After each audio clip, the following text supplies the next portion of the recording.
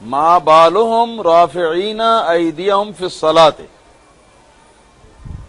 اس حدیث کی خصوصیت یہ ہے نسائی کی کہ اس میں 3 جگہ پر نماز کا لفظ فی الصلاۃ کا لفظ 3 جگہ پر آیا ہے۔ ما بالهم رافعین ایدیہم فی الصلاۃ کأنہا اذناب الخیل الشمس اسکنوا فی الصلاۃ۔ ترجمہ ہے، رسول اللہ صلی اللہ تعالی علیہ وآلہ وسلم ہمارے پاس تشریف لائے اور ہم نماز کے اندر رفع یدین کر رہے تھے تو آپ نے فرمایا کیا ہوا ان کو کہ نماز میں رفع یدین کر رہے ہیں، گویا کہ ان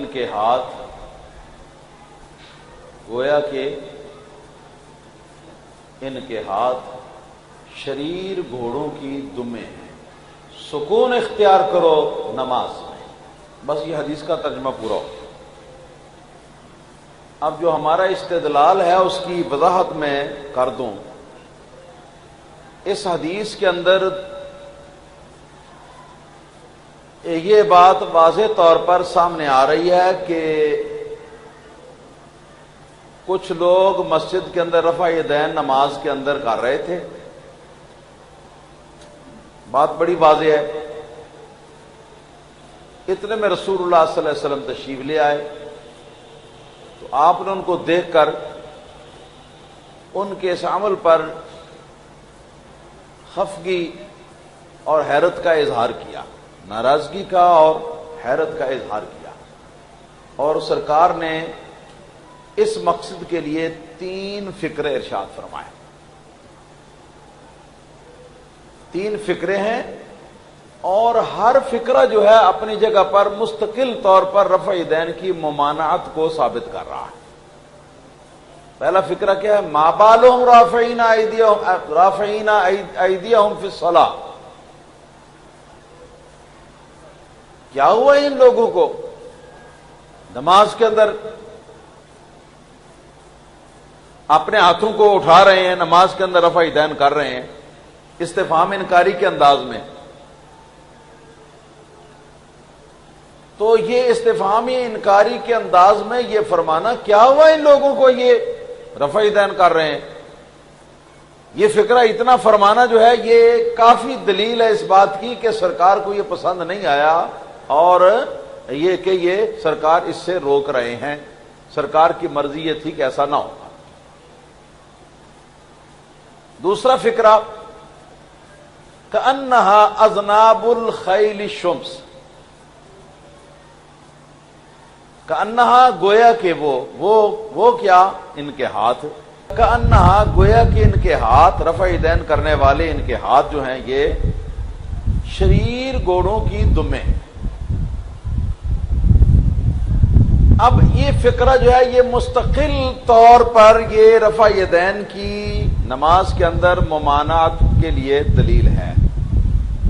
اگر اس کا ما قبل فقرہ نہ ہوتا، ما بعد والا فقرہ بھی نہ ہوتا تو یہ اکیلا فقرہ بھی کافی تھا، کیونکہ نبی کریم صلی اللہ علیہ وسلم ان کے اس عمل کو، رفع یدین کے ان کے نماز کے اندر کے اس عمل کو آپ فعل بہائم کے ساتھ تشبیہ دے رہے ہیں، چوپایوں کے فعل کے ساتھ تشبیہ دے رہے ہیں۔ تو کسی انسان کے کسی فعل کو چوپایوں سے تشبیہ دینا یہ دلیل ہے اس بات کی کہ اس پر سرکار انکار فرما رہے ہیں اور سرکار بتانا چاہتے ہیں کہ ایسا نہیں ہونا چاہیے تھا۔ تو یہ مستقل ایک دلیل ہے اس رفع یدین کی ممانعت پر۔ پھر اس کے بعد تیسرا فقرہ جو ہے اس نے تو رفع یدین کے تابوت کے اندر آخری کیل ٹھونک دی۔ وہ کیا ہے؟ اسکنوا فی الصلاۃ، سکون اختیار کرو نماز کے اندر۔ تو یہ فقرہ جو ہے اگر پہلے دونوں فقرے نہ ہوتے، اکیلا یہ تیسرا فقرہ ہوتا تو یہ اکیلا بھی اس رفع یدین کی ممانعت کے لیے کافی ہوتا۔ تو مطلب یہ کہ 3 فقرے سرکار نے ارشاد فرمائے ان کے اس رفع یدین کے عمل پر، اور ان فکروں میں سے ہر ایک ایک فکرہ مستقل طور پر اس نماز کے اندر والی رفع یدین کی ممانعت ثابت کر رہا ہے۔ یہاں پر ہماری بات پوری ہو گئی۔ اس کے بعد وضاحت کر دوں، وہ اس حدیث کے بارے میں کچھ گفتگو کرتے ہیں اور بہتر ہے اس کا جواب بھی ساتھ ہی ہو جائے۔ وہ یہ کہتے ہیں جی کہ دیکھو جی یہ وہ رفع یدین نہیں ہے جو مقامات ثلاثہ کی رفع یدین ہے نماز کے اندر کی، بلکہ یہ تو نماز کے اخیر کی رفع یدین ہے کہ جو بعض حدیثوں میں آتا ہے کہ صحابہ کرام فرماتے ہیں ہم نماز پڑھتے تھے اور نماز کے دوران ہم جس وقت السلام علیکم ورحمۃ اللہ کہتے تھے اس طرف تو اس طرف ہاتھ کے ساتھ اشارہ کیا، السلام علیکم ورحمۃ اللہ، السلام علیکم ورحمۃ اللہ، یہ ہاتھ کے ساتھ اشارہ کرتے تھے۔ تو نبی کریم صلی اللہ تعالی علیہ وسلم نے ہاتھ اٹھانا یہ سلام کہنے کے وقت نماز کے آخر میں اس سے منع کیا ہے، یہ حدیث اس کے ساتھ تعلق رکھتی ہے، یہ اس نماز کے اندر والے رفع یدین کے ساتھ اس کا کوئی تعلق نہیں۔ اور اس کی دلیل بھی وہ یہ دیتے ہیں کہ دیکھو جی امام نسائی رحمۃ اللہ علیہ نے اس کے اوپر جو باب قائم کیا ہے وہ باب السلام بالایدی فی الصلاۃ، ہاتھوں کے ساتھ نماز کے اندر سلام کرنا، باب بھی یہ بند ہے۔ اسی جو ہے اس کی بھی وہ نشاندہی کرتے ہیں کہ اس میں بھی یہ الفاظ آئے ہیں، اگرچہ وہ باب کا عنوان کافی لمبا ہے اور اس کے آخر میں والامر بالسکون فی الصلاۃ کے الفاظ جو ہیں وہ بھی موجود ہیں، نماز کے اندر سکون اختیار کرنے کا باب۔ تو اس کے جواب کے دو حصے ہیں۔ پہلا جواب کا حصہ جو ہے اس کا تعلق ہے بعض محدثین کے باب کی طرف کہ باب کا عنوان انہوں نے کیا مقرر کیا۔ اس کا جواب یہ ہے کہ ہمارا استدلال رسول اللہ صلی اللہ علیہ وسلم کی حدیث سے ہے، کسی محدث کے عنوان قائم کرنے سے ہمارا استدلال نہیں۔ اچھی طرح یاد رکھنا، بات حدیث کی ہو رہی ہے، تو اگر امام نسائی کا جو قائم کیا لکھا ہوا باب کا عنوان ہے وہ بھی اگر آپ حدیث سمجھتے ہیں تو آپ کی نرالی سمجھ ہے، پھر اس میں تو کلام ہی نہیں۔ اور ہم اس بات کو مان رہے ہیں کہ جو رفع یدین کے منکرین ہیں وہ اس سے جان چھڑانے کے لیے اس کو سلام کے ساتھ ہی متعلق کرتے ہیں،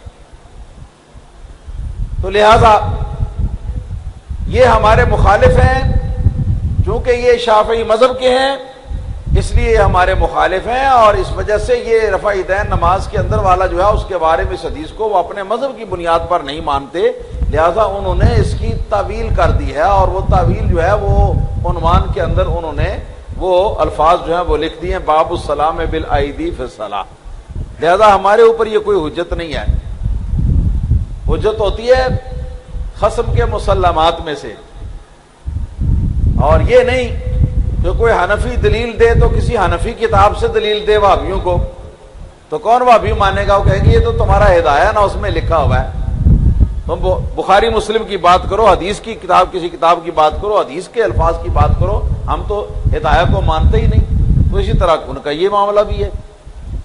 تو نتیجہ کیا نکلا کہ ہماری دلیل حدیث نبوی ہے، ہماری دلیل کسی محدث کا باب کا عنوان نہیں۔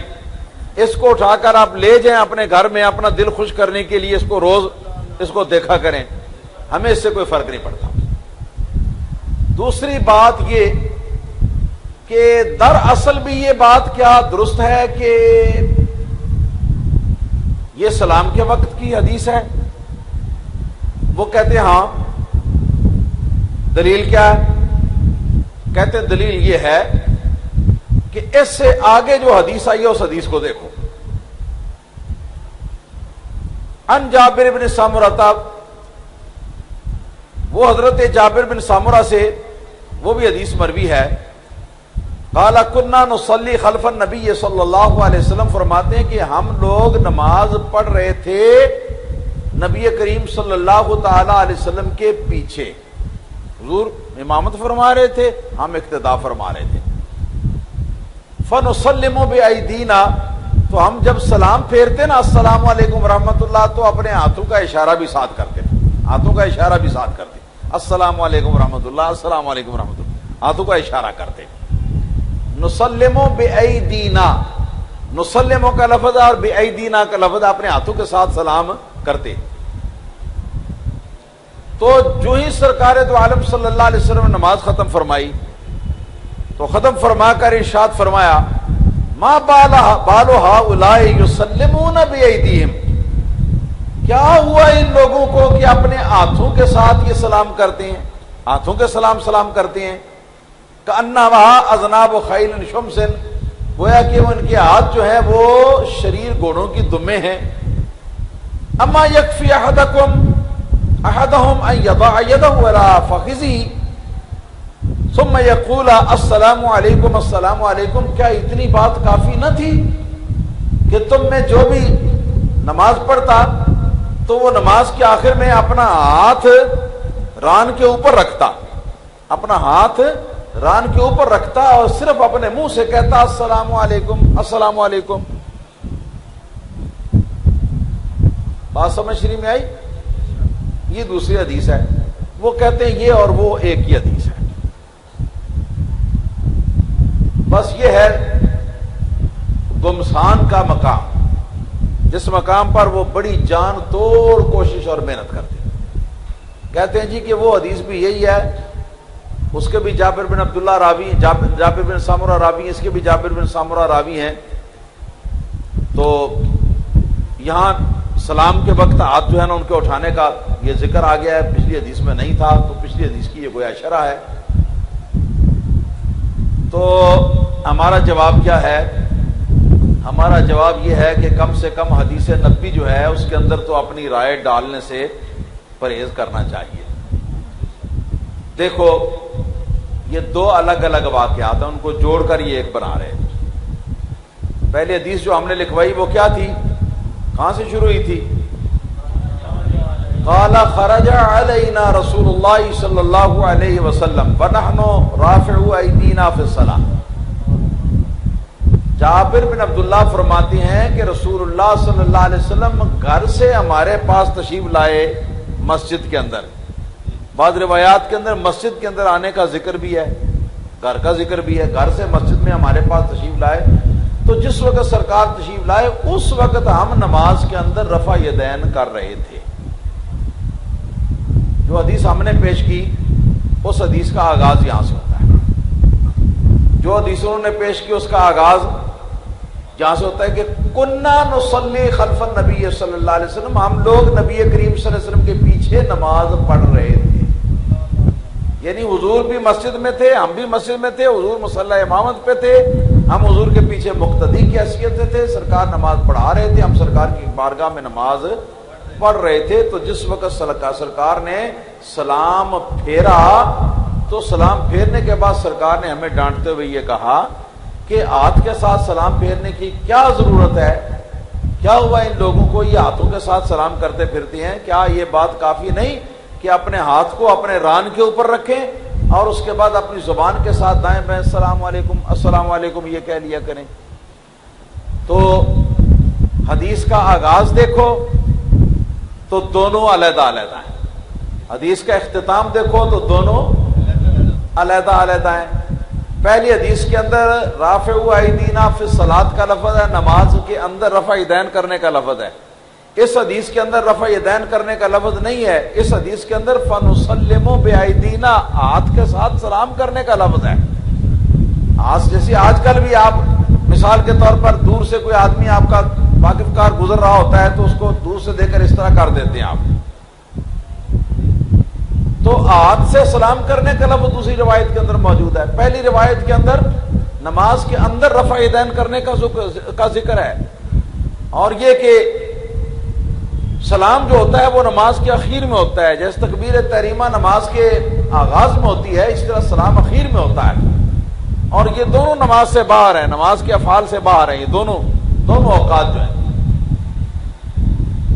تو حدیث کا آغاز بھی آپ نے دیکھ لیا، وہ اور ہے واقعہ ہے، یہ اور واقعہ ہے کیا ایک ہی واقعہ میں یہ ہو گیا کہ حضور ہم پہلے سے مسجد میں نماز پڑھ رہے تھے اور حضور بعد میں تشریف لایا، اور تشریف لا کے سرکار نے ہمارے رفع یدین کو کوسا اور اس کے اوپر آپ نے انکار فرمایا، اور یہ کہ ساتھ ہی حضور نماز پڑھا بھی رہے تھے، آپ باہر سے بھی آ رہے تھے اور نماز بھی پڑھا رہے تھے، یہ ایک واقعہ تو نہیں ہو سکتا نا، یہ دو الگ الگ واقعات ہیں۔ تو یہ دو الگ الگ واقعات ہیں جن کو ملا کر ان لوگوں نے اپنا الٹو سیدھا کیا، اور پھر الٹا بعض محدثین کرام جو غیر حنفی ہیں، غیر مالکی، بعض ایسے محدثین کرام کے ترجمۃ الباب، باب کو عنوان قائم کرنے کو یہ لے کر تو یہ ثابت کرتے ہیں کہ جی یہ دونوں ایک ہی حدیثیں ہیں، ایک ہی حدیث ہیں یہ دونوں، تو یہ بات ان کی جو ہے وہ کسی طرح بھی قابل فہم نہیں، جبکہ بالکل واضح ہے کہ دو الگ الگ واقعات ہیں۔ پھر کہتے ہیں جی راوی تو ایک ہی صحابی ہے، تو ایک صحابی ایک چھوڑ کر ایک ہزار حدیث بھی، ایک ہزار واقعہ بھی روایت کر سکتا ہے، اس کی کون سی بات ہوئی کہ وہ واقعہ جو تھا وہ علیحدہ واقعہ تھا، اس کو بھی انہوں نے روایت کر دیا، یہ ایک علیحدہ واقعہ تھا، اس کے بھی یہ مشاہدہ فرمانے والے تھے، اس کو بھی انہوں نے بیان کر دیا۔ ایک راوی کئی واقعات بیان کر دیتا ہے، آپ اس میں ملتے جلتے واقعات بھی بیان کر دیتا ہے، لہذا یہ ہے کہ یہ جو کچھ ہے یہ تحریف ہے، یہ ایسی بات نہیں ہے کہ دونوں حدیثیں ایک ہیں، بلکہ وہ علیحدہ حدیث ہے، یہ علیحدہ حدیث ہے، اس کا نمبر علیحدہ ہے، اس کا نمبر علیحدہ ہے۔ صحیح مسلم میں بھی اس طرح ہے اور اس میں بھی اسی طرح ہے۔ صحیح مسلم کی جو دوسری روایت ہے اس کے اندر تو یہ بھی الفاظ ہیں، علامات امون بایدیکم۔ مسلم کی جو دوسری حدیث ہے سلام والی، اس میں الفاظ علامات امون بایدیکم، تم کیوں اپنے ہاتھوں کے ساتھ اشارہ کرتے ہو؟ وہاں ہاتھ اٹھانے کا ذکر نہیں فرمایا، ہاتھوں کے ساتھ اشارہ کرنے کا ذکر یا ہاتھوں کے ساتھ سلام کرنے کا ذکر ہے۔ اور جو ہمارے والی حدیث ہے اس کے اندر نماز کے اندر رفع یدین کرنے کا لفظ ہے، وہاں سلام کا لفظ ہرگز نہیں۔ ہاں اگر کوئی شخص اہل حدیث کہلاتا ہو اور اہل حدیث ہونے کا مطلب یہ سمجھتا ہو کہ میں چونکہ اہل حدیث ہوں لہذا میرے لیے یہ جائز ہے کہ میں حدیث کے اندر اپنی مرضی سے جو مرضی کو تربیت کر لوں، تو وہ اس کی مرضی، پھر اس کو حق پہنچتا ہوگا، ورنہ حقیقت میں ایسا نہیں۔